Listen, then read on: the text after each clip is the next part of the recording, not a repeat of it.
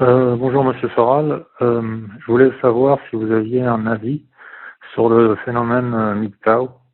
En gros, c'est un phénomène relatif euh, à ce que en quelque sorte c'est le contrepoids masculin de la version féminine des relations hommes-femmes.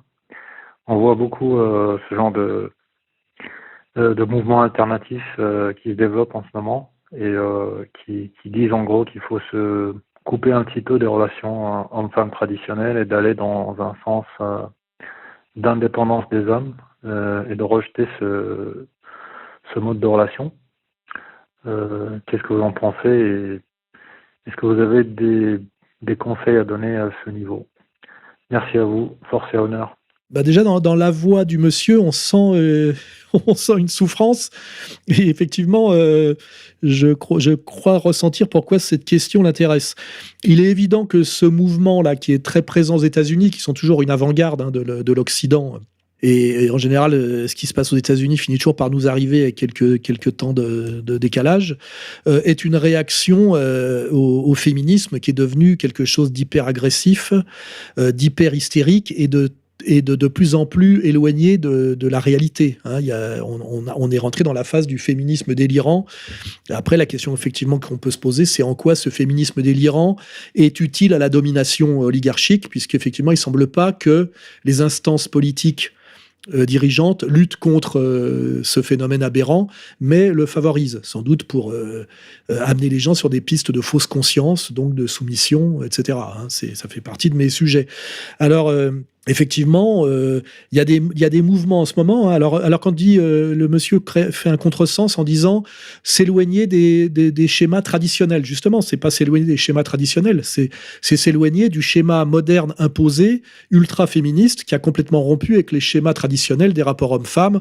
Je rappelle, c'était le patriarcat, la séparation des hommes et des femmes dans la majeure partie de la vie quotidienne et des secteurs d'activité, hein, où l'homme et la femme se retrouvaient dans le foyer, dans la chambre à coucher, mais il y avait un partage des tâches et non pas indifférenciation des tâches. Hein.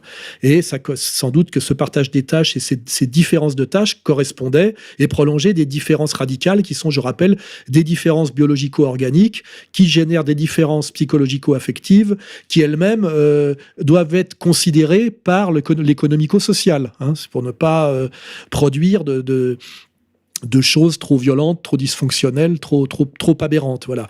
Et aujourd'hui, on sent bien que face à cette vague de féminisme hystérico-délirant, hyper-agressif, des hommes n'arrivent plus à fonctionner avec les femmes, en ont peur, sentent que c'est délirant, quoi, et se retrouvent entre eux, s'isolent et créent leur propre mouvement de résistance, c'est-à-dire face à un féminisme délirant et dominateur et dominant, et ben il y aurait un mouvement d'émancipation masculiniste ou de résistance masculiniste. On sait aussi qu'il y a, dans un autre genre, mais sans doute avec des causes assez proches, le mouvement viriliste aussi, hein, lui qui se revendique effectivement d'une virilité traditionnelle et passée et comment dirais-je, persécutée.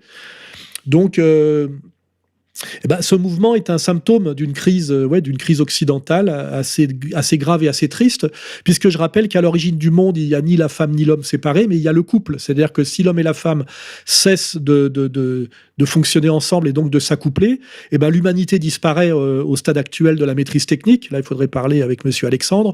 On n'a pas encore résolu le problème de l'enfantement dans des machines, où on pourrait se passer totalement de la femme et aussi de l'homme, et que pour l'instant, il faut encore que l'homme et la femme s'accouplent pour que l'humanité soit. Donc, cette violence du féminisme hystérique qui en fait est passée de la lutte des classes à la lutte des sexes et qui désigne l'homme comme l'ennemi à abattre, a une, comment dirais-je, une conséquence dysfonctionnelle qui est à ce stade de maîtrise de la technique de reproduction, la disparition programmée de l'espèce. Et d'ailleurs, comme ce féminisme est ultra virulent dans l'Occident développé, on voit bien que c'est une des causes, par la dénatalité, de l'effondrement démographique du monde occidental blanc hyper développé. Hein. Donc on voit bien que tous les sujets se rejoignent. Et de se réfugier parmi les hommes et entre hommes n'est pas une solution. Hein. Surtout que moi, quand je discute avec les femmes qui arrivent à se libérer, comment dirais-je, dirais-je, de l'idéologie dominante féministe. Elles disent qu'il n'y a plus d'hommes, qu'elles sont nostalgiques d'une époque où les hommes étaient des hommes et les femmes étaient des femmes. C'est-à-dire qu'il y a quand même une idéologie dominante et une communication ultra-violente qui recouvre une réalité qui elle-même a une certaine permanence, qui est la permanence du monde réel et la permanence, je dirais, d'une nature et de ce que Nietzsche pouvait appeler l'éternel retour. Hein. Voilà. Et par contre, ça met en scène un autre sujet qui a à voir avec des questions dont on a parlé récemment sur ER, c'est-à-dire que aujourd'hui, des couples de lesbiennes achètent des enfants à des mères pondeuses dans le tiers-monde, ou des hommes qui ne trouvent plus de femmes en Occident vont aller les chercher dans des zones géographiques plus traditionnelles, que ce soit pays de l'Est ou sphère asiatique. Hein. Je ne veux pas citer de nom, mais on a certains sous-nationalistes en ce moment qui ont déjà recouru à ce genre de procédé, ce qui est souvent la preuve d'ailleurs chez eux d'un effondrement de la virilité, hein, et d'une virilité simulée, puisque finalement qui ne peut pas faire illusion face aux vraies femmes. Hein.